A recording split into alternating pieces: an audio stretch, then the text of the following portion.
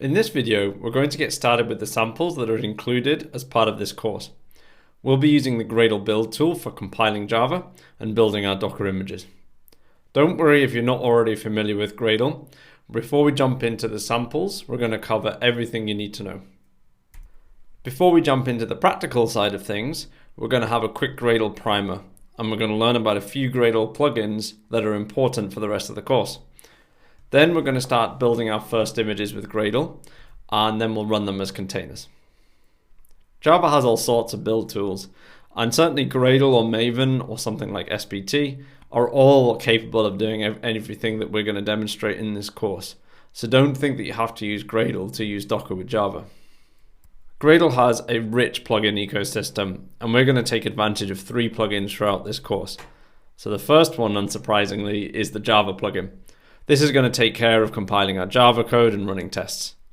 But we don't just want Java code. In previous examples, we put a class file directly into a Docker image.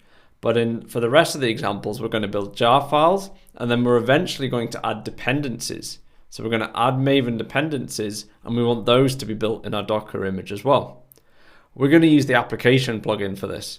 This is a standard built-in plugin for Gradle that will take our application, package it as a jar, include all of its dependencies, as well as generating handy startup scripts, which we'll have a look at. The startup scripts will set up the class path and run our application for us. They also have handy overrides with environment variables, which we'll use to tweak JVM settings later on. The final plugin that we're going to use is Palantir's Docker plugin. It's going to allow us to run Docker commands from our Gradle build. The advantage of this is as we build the compiler application, we'll also get our Docker images built automatically. One thing I like about this plugin, as opposed to some other Gradle Docker plugins, is it doesn't tinker with Docker too much. We'll still be writing a Docker file. The only thing it's going to do is execute a few commands for us. Now let's just have a quick run through some of the most common tasks that we're going to be using with Gradle. So we're going to execute Gradle from the command line, and we're going to pass in a task. The first useful task is for discovering tasks. So if ever you can't remember a task in Gradle, just run Gradle tasks and you'll get a list of all of the tasks supported for your project. Distar, this is the one that's going to package up our application. It comes from the Gradle application plugin. And then the other main one we're going to use is Docker. And that is what builds our Docker image. That task expects a Docker file to be in the root of the folder. So for each of our submodules of the samples project, we're going to have a Docker file. One great thing about Gradle tasks is they have dependencies between them. So even though we're going to make use of all of the tasks that I've listed here, actually, most of the time, we're only ever going to run Docker. And that in turn will recursively run all of its dependencies. So by running Docker, it'll run distar. By running distar, it's going to run compile Java. You don't need to type these in yourself. The final bit of Gradle knowledge we need before we get going is Gradle wrapper. So one of the big advantages of the Gradle build tool is that you can generate a wrapper script to run Gradle with. And what that script does is if it doesn't have a local copy of Gradle already, it will download the correct version of Gradle for our build. And this is how we're going to pull in Gradle for the samples. It's also very useful in your continuous integration and build servers environments. Rather than worrying about having the wrong version of Gradle that's not quite compatible with your build script, with Gradle wrapper, you'll always have the right one. So when you first download the sample projects, you might be a bit daunted by the number of modules in there. It's a big multi-module build with lots of small isolated examples.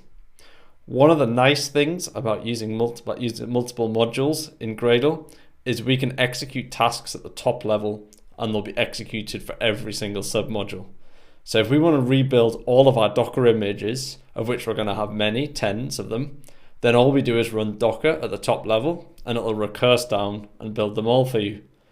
If we want to run a task in just one submodule, then we just prefix it with the module name, colon, and then task. That's all you need to know about Gradle. We're now going to jump into building some Docker images and running some containers with Gradle. So we have the samples project imported into IntelliJ. We can see a fair number of modules here, CPU quotas, CPU shares, but the one we're going to focus on in this video is intro. I keep adding new modules to the samples project, so the one you download now might be different.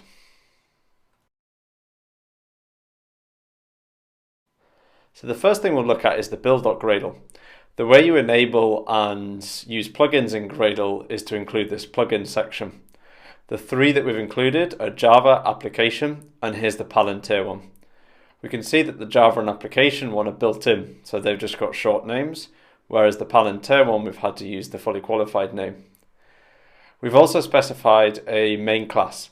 So the application plugin needs to know which main class to run for your application. And then finally, we've got the Docker section. So most of our Docker stuff is going to be by editing and building Docker files. The bit we set up here is the name and which files we want to be available. And what this line here does is it takes the file from the output of dist-tar, which we're going to see, and put it in the directory where it builds the Docker file. So let's look at that Docker file. It's very similar to ones we've looked at in the past. We've got the same base image. We're using the 11 JRE Slim, but we've got a few differences. The first is that rather than add a class file, we've added a tar file. Now the docker add command, that'll automatically extract it for us, so we don't need to worry about that. That tar file has been generated by the Gradle application plugin, and it will contain our jar with our application, all our dependencies, and that startup script. The other difference from previous Docker files is we're going to be using entry point rather than command. So now if we were to run this container from the command line with docker run, it's going to run the intro script, which has been created by the Gradle application plugin. If we pass any commands into running the container, those commands will be passed to our entry point. If we want to run something completely different and we don't want to run this intro script, then we'll have to override the entry point when we run our Docker container. Lastly, let's just have a quick look at what Java code we've got in here. So we'll just open that up and we've got a hello world class, which is just going to print out, hello Docker, send me to production. Nice and simple. So let's jump onto the command line and build some Docker images with Gradle. So the first thing we're going to do is just run Gradle.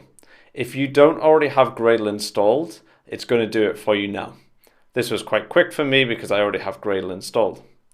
We can then run Gradle tasks, and that's going to give us a list of all the tasks in this project. We can see what's added those tasks. So there's a category for Docker tasks, and there's a category that the application plugin has produced. So now let's run a few of these commands and see what they do. So I'm going to start with a clean, just to make sure I'm working on a clean slate. And then I'm going to use the tree command to just show what files are there.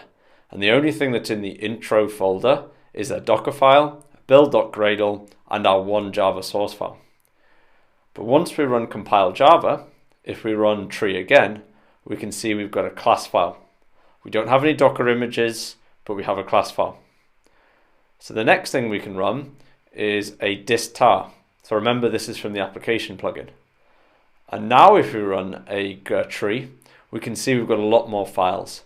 We've got our jar file, which contains our applications. We've got a scripts folder, which has our intro script that's been generated. Let's go and have a look at that. So this is quite a standard script for starting our Java application. It looks very complicated, but it's just handling things like whether you're running on Windows or Mac or Linux. The important bits here is it contains a few environment variables, and we can override those to pass in Java options without regenerating our Docker image, which is very useful. The other thing it has is specifying our main class. And it did that because we put it in our build.gradle. So now the bit we've all been waiting for, to be able to build Docker images from our Gradle file. So we're just going to run Gradle w docker from the top level, and this will actually build all the Docker images. So if we were to run a Docker images now, and let's just get the top 5 by piping the output to head, we can see a bunch of them. One called memory, one called server app, one called Kubernetes app. In this video, we're interested in the intro one, So let's just pipe the output of that to intro, and we can see 19 seconds ago we built this image and it's 204 megabytes. So the next step is to run that image. So we just run docker run intro latest, and it just prints out hello Docker, send me to production, and then exits. Now let's do our trick that we did in the previous demonstration where we run -it and then we run bash. And something very odd has happened. It hasn't run bash, it's just run the existing command, the same as before. It's printed out hello world. So the reason that's happened is because we use an entry point inside our Docker file. So bash has actually been passed as an argument to the script generated by the Gradle application plugin. If a Docker file contains an entry point and you want to override it, then we do it with -- entry point. That enables us then to get into the container with bash like we have done before. And let's have a look around. So we put things in opt. So we can go into opt/intro and we can actually run the startup script ourselves. There we go. Hello Docker, send me to production. Now the last thing we can do is see the status of our container. Because we've run the Java application from within bash, even though the Java application is ended, the container is still running because our bash shell is still there. So we can run docker ps and then we can see it there. If we flip back and then type exits, then bash exits and then the container exits. So once we've done that, we can go back over to docker ps and then our container is gone.